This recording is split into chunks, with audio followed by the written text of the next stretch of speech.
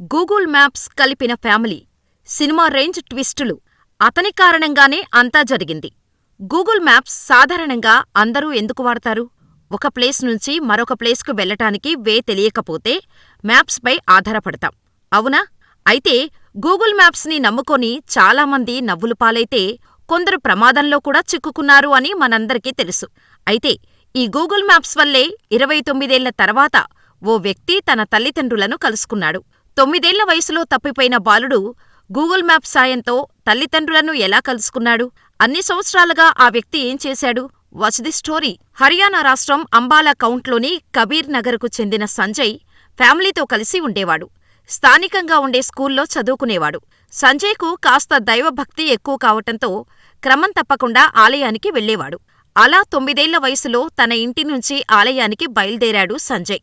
దర్శనం అనంతరం అక్కడే ప్రసాదం తినేసి ఆ తర్వాత ఆడుకుంటూ అంబాలా కాంట్ రైల్వే స్టేషనుకు వెళ్ళాడు.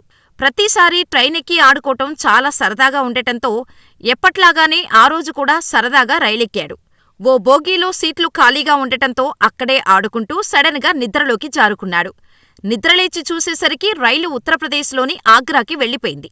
ట్రైన్ దిగి చూసేసరికి తాను తప్పిపోయానని అర్థమైంది సంజయ్కి. అయితే అప్పుడు సంజయ్కి ఇంటి అడ్రస్ తెలియకపోవటంతో ఎటూ వెళ్ళలేని పరిస్థితి.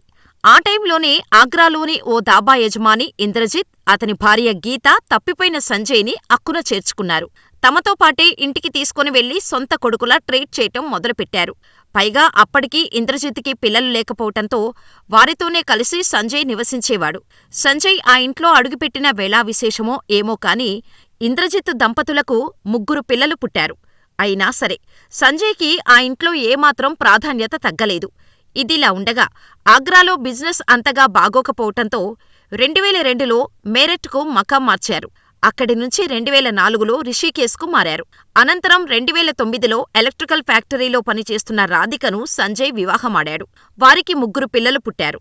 అయితే ఒకరోజు సంజయ్కి అంబాలాలోని తన ఇంటి దగ్గర ఒక పోలీస్ పోస్ట్, దాని ముందు ఒక దర్గా ఉందని గుర్తుకొచ్చింది.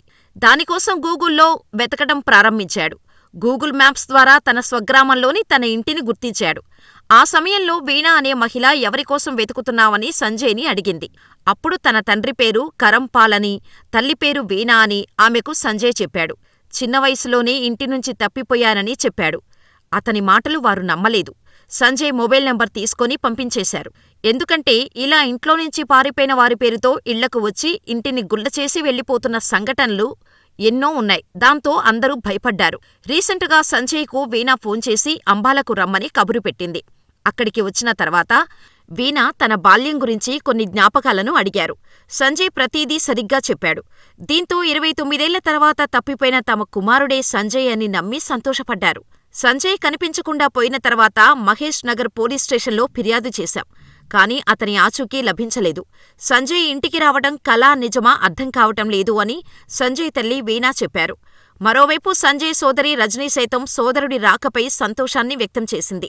సంజయ్ కనిపించకుండా పోయినప్పటి నుంచి తాను అతడి ఫోటోకు రాఖీ కట్టేదానినని చెప్పింది.